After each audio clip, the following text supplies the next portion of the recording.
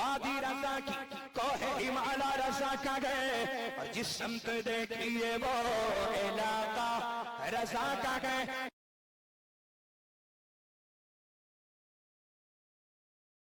بسم اللہ الرحمن الرحیم، نحمدہ ونصلی ونسلم علی رسولہ الکریم، اما بعد، اعوذ باللہ من الشیطان الرجیم، بسم اللہ الرحمن الرحیم، فیہا یفرق کل امر حکیم، صدق اللہ العظیم، وبلغنا رسولہ النبی الامین الکریم، ونحن علی ذلک لمن الشاہدین والشاکرین، والحمد للہ رب العالمین۔ معزز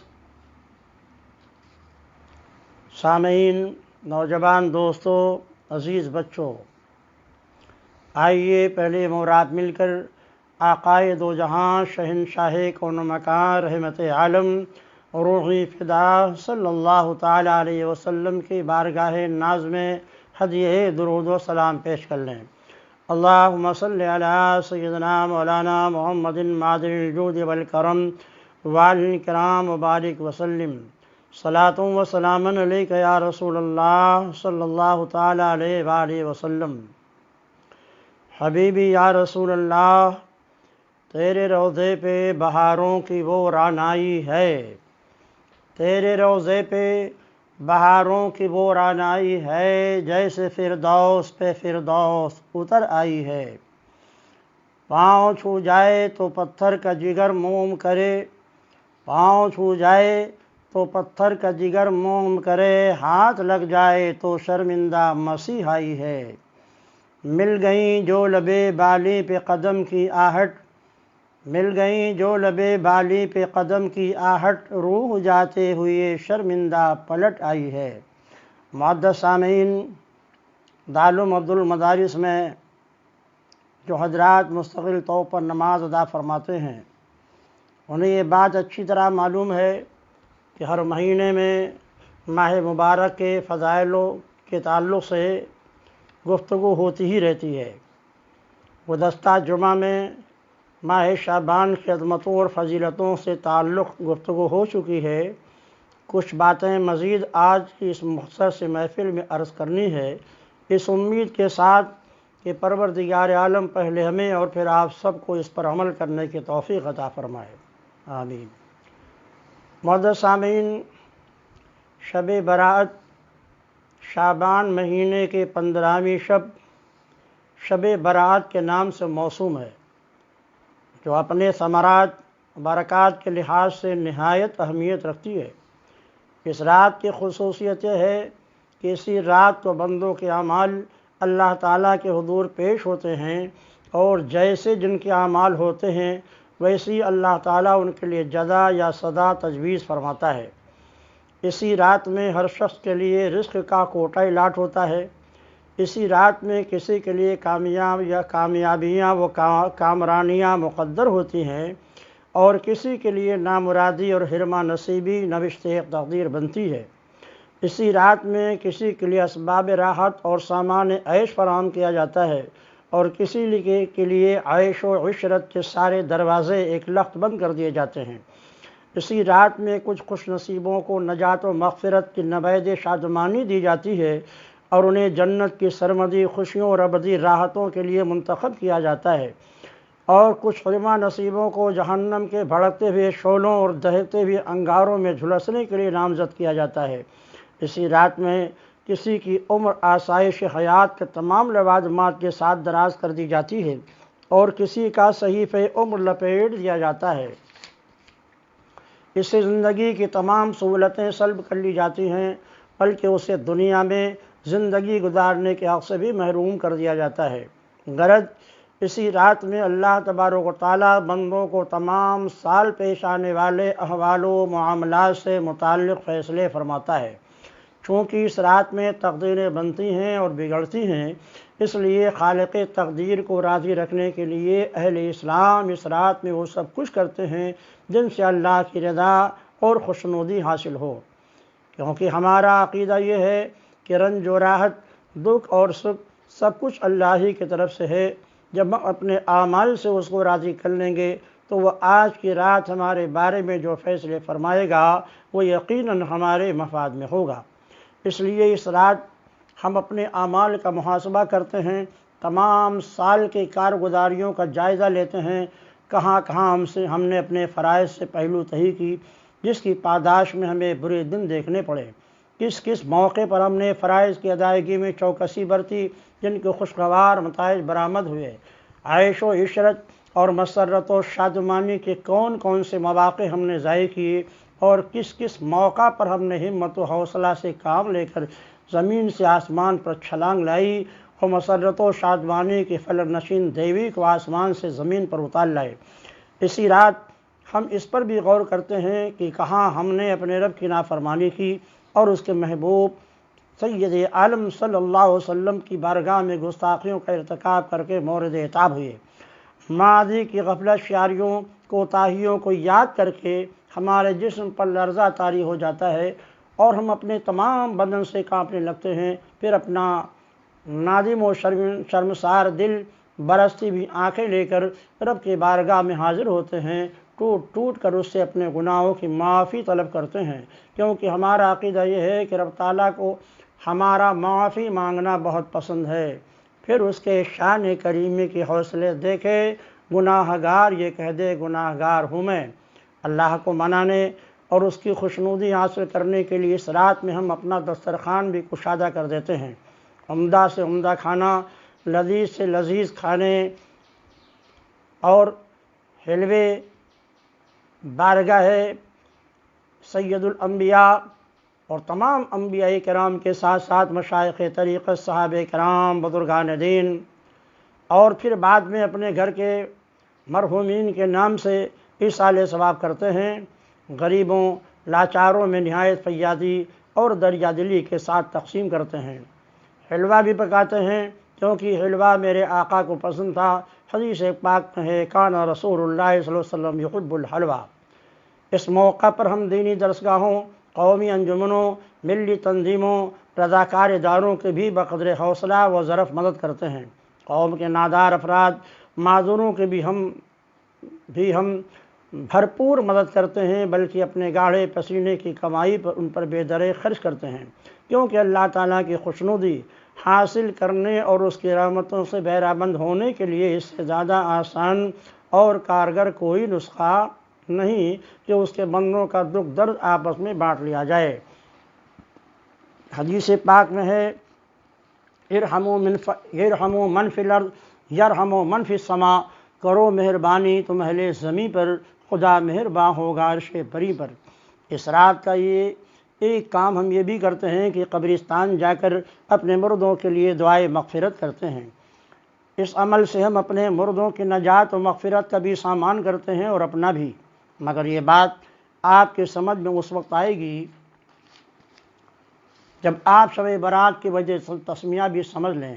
شب برات دراصل شب براءت ہے، جس کے معنی ہے رہائی کی رات، چھٹکارے کی رات۔ اس رات کو شب برات اس لیے کہتے ہیں کہ اللہ تعالیٰ اس رات میں ان مردوں کو جو اپنی بدعمالیوں کے سبب جہنم کی سزا دیے جانے کے سزاوار ہیں، انہیں بنی کلب کے بکریوں کی بالوں کی تعداد کے برابر نار جہنم سے رہائی بخشتا ہے۔ بنی کلب عرب کا ایک قبیلہ تھا جو بڑی تعداد میں بکریاں پالتا تھا۔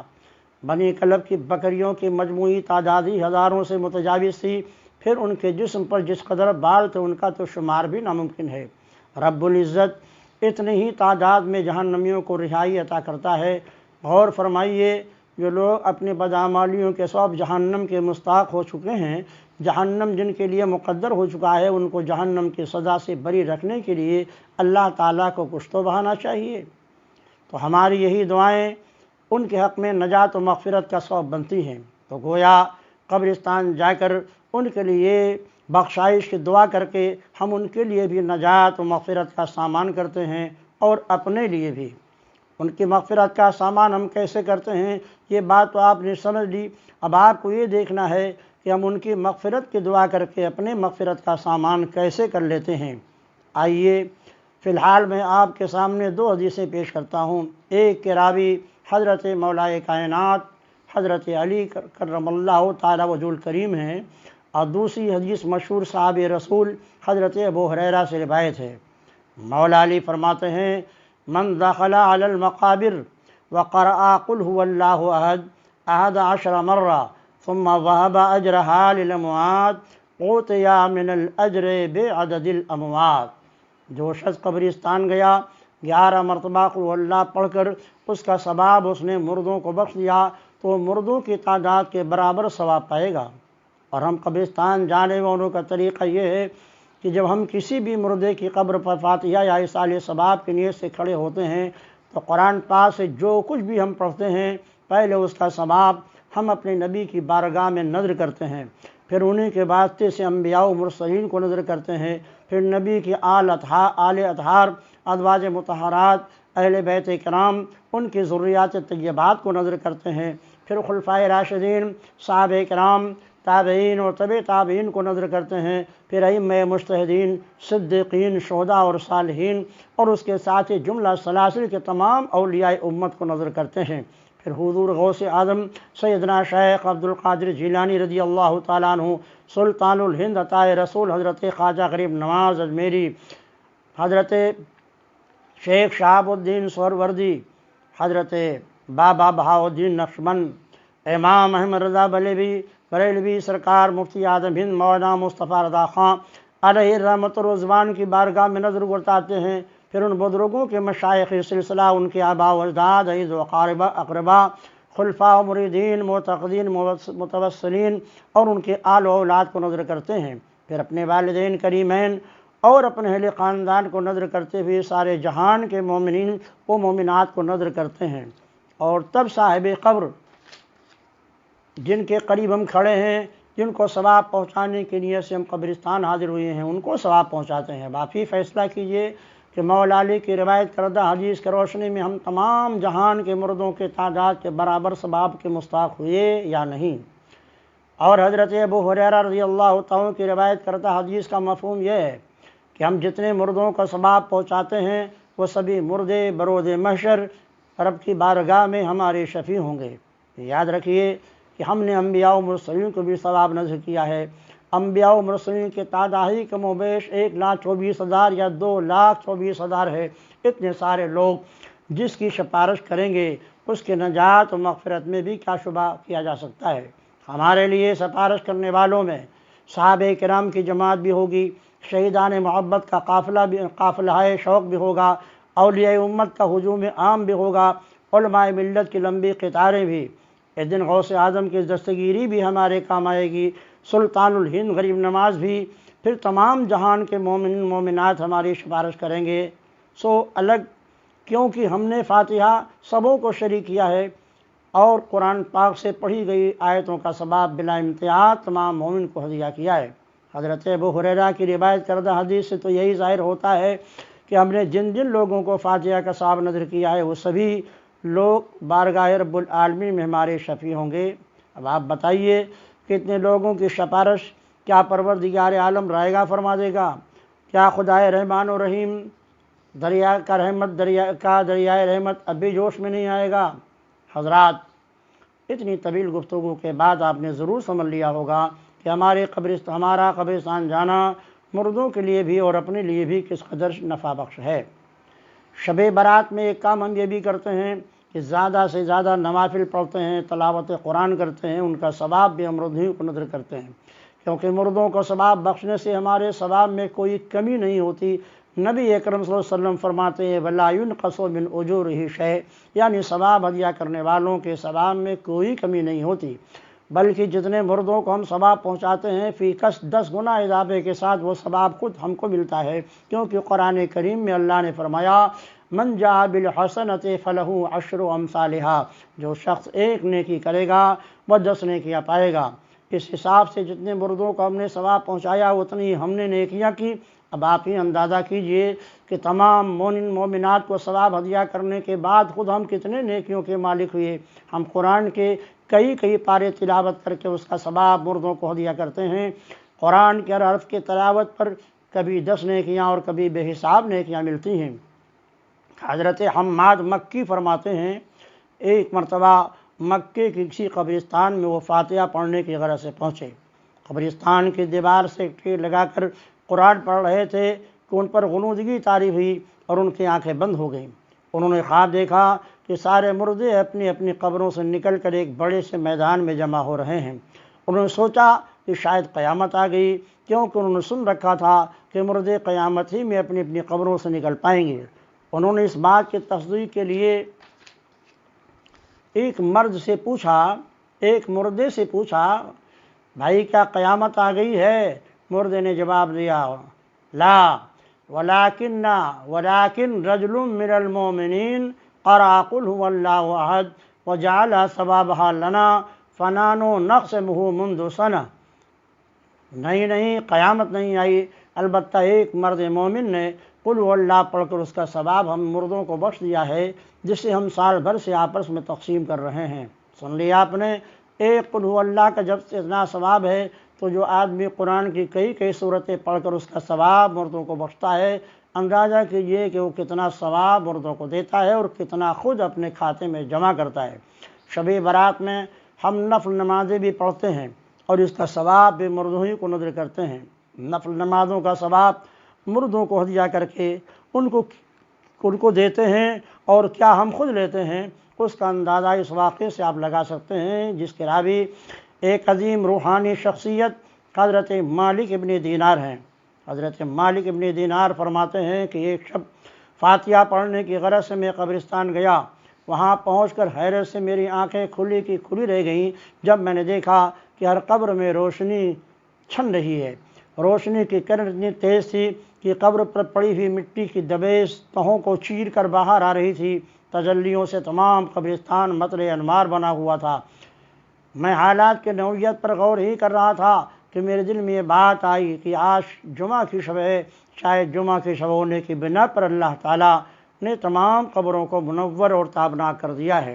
جیسے یہ خیال میرے دل میں آیا، حاطف غیبی نے صدا دیے مالک یہ روشنی ہمارے ایک مومن بھائی نے بھیجی ہے۔ اب مجھے اور بھی تعجب ہوا۔ میں نے پوچھا آخر وہ روشنی کس نے بھیجی ہے، کہاں سے آئی ہے؟ تو جواب آیا اسی سم سے۔ آواز دینے والے کو مخاطب تصور کرتے ہوئے اسے قسم دی تمہیں رب ذوالجلال کی قسم سچ بتاؤ مرد مومن نے ایسی کون سی چیز بھیجی تھی جس سے ہر قبر میں اجالا ہو گیا؟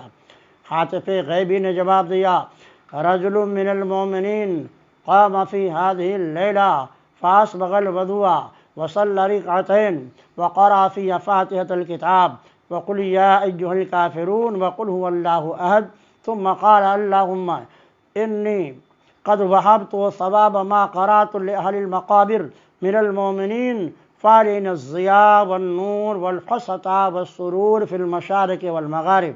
یعنی ایک مرد مومن اسی شب یہاں مقیم ہوا، پھر اس نے وضو کیا اور 2 رکعت نماز پڑھی، پھر پہلی رکعت میں اس نے فاتحہ اور قل هو اللہ اور دوسرے میں قل یا ایھا الکافرون اور دوسری رکعت میں سورہ فاتحہ اور قل هو اللہ احد پڑھا۔ پھر اس نے کہا اے اللہ میں نے اس 2 رکعت نماز کا ثواب مومنین صاحبان قبر کو بخشا۔ اس کے ثواب ہدیہ کرتے ہی اللہ تعالیٰ نے ہمارے قبروں کو نور و ضیاء سے بھر دیا، شرق سے غرب تک ہماری قبروں کو کشادگی عطا فرمائی اور ہمیں مسرت و شادمانی حاصل ہوئی۔ مالک ابن دینار نے جب معلوم کر لیا کہ 2 رکعت نماز کا ثواب مردوں کو بخشنے سے مردوں کی قبروں میں روشنی بھی آ جاتی ہے، شرق سے غرب تک کشادگی بھی، جبکہ قبریں اتنی تنگ ہوتی ہیں کہ آدمی اگر کروٹ بدلنا چاہے تو نہیں بدل سکتا، اس کے علاوہ مردوں کو خوشی و شادمانی بھی حاصل ہوتی ہے، اور شادمانی اسی وقت ہوگی جب مردوں کو تکلیف سے نجات ملے، راحت میسر آئے۔ یہ سوچ کر مالک بن دینار فرماتے ہیں فلم ازل اقرأہما فی کل لیلۃ جمعۃ فرأیت النبی صلی اللہ علیہ وسلم فی المنام قال یا مالک بن دینار قد غفر اللہ لک بعدد النور التي اهديته الى امتی ولك ثواب ذلك ثم قال وقد بنى الله لك قصرا في الجنہ يقال له المنیب۔ میں ہر جمعہ کی شب کو 2 رکعت نماز پڑھ کر اس کا ثواب مردوں کو ہدیہ کرنے لگا تو ایک رات میں نے نبی کریم صلی اللہ علیہ وسلم کو خواب میں دیکھا۔ خواب میں آپ نے فرمایا، اے مالک، جتنی مرتبہ تم نے میری امت کو نور کا تحفہ بھیجا ہے، اتنے ہی مرتبہ اللہ نے تجھ کو بخش دیا، اور جتنے مردوں کو تم نے تحفہ بھیجا اتنے ہی تعداد میں تمہیں ثواب بھی عطا فرمایا۔ پھر حضور صلی اللہ علیہ وسلم نے مزید ارشاد فرمایا کہ اللہ تعالیٰ نے تمہارے لیے جنت میں ایک محل تیار کیا ہے جس کو منیب کہتے ہیں۔ مالک ابن جعفر فرماتے ہیں کہ میں نے منیب کا مطلب نہیں سمجھا، تو حضور صلی اللہ علیہ وسلم سے دریافت کیا، مل منیف یا رسول اللہ، یہ منیب کیا ہوتا ہے اے اللہ کے مقدس پیغمبر؟ آپ نے فرمایا، منیف ایک ایسی چیز ہے جس کو دیکھ کر جنتی بھی رشک کریں گے۔ مردوں کو نماز کا ثواب ہدیہ کرنے سے مردوں کا اور خود اپنا کس قدر فائدہ ہوا یہ آپ نے سمجھ لی ہوگی۔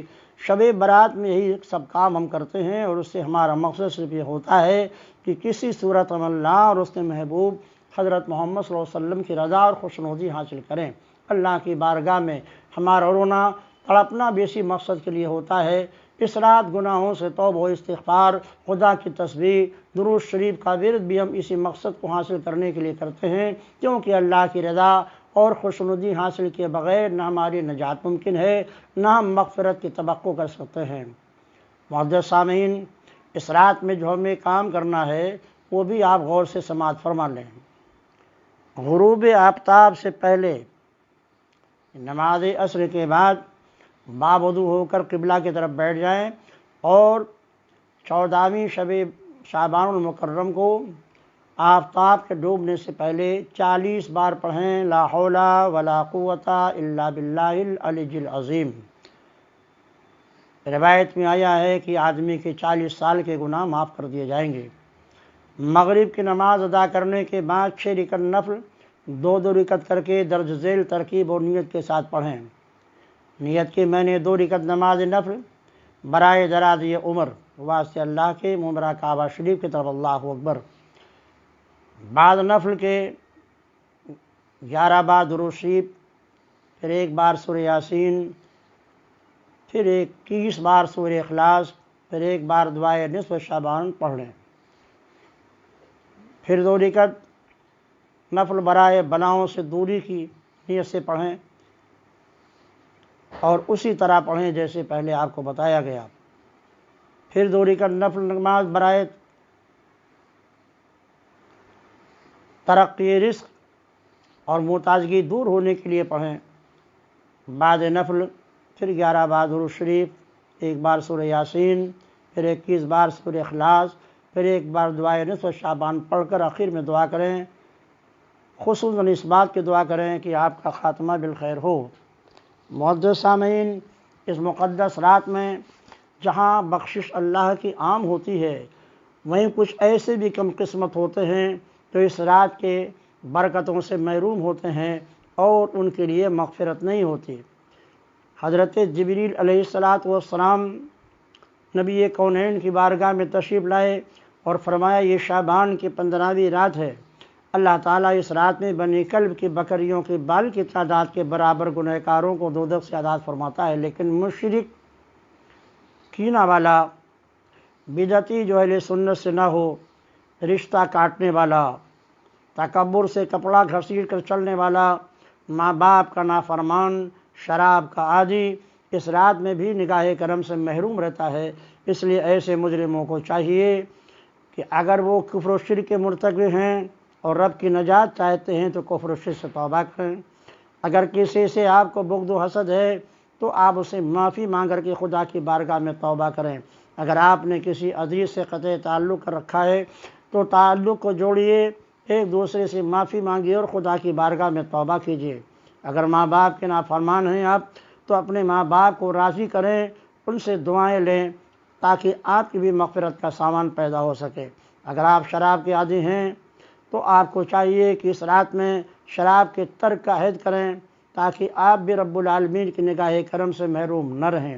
پروردگار عالم ہمیں اور آپ سب کو اس مقدس رات کی عظمتوں اور برکتوں سے نوازے، مسلمان آنے عالم کی پریشانیوں کو دور فرمائے، ہم سب کو، ہم سب کے اہل و عیال کو ہر طرح کے آفات و بلیات و مصائب روزگار سے محفوظ رکھے، آمین۔ وما علینا الا البلاغ۔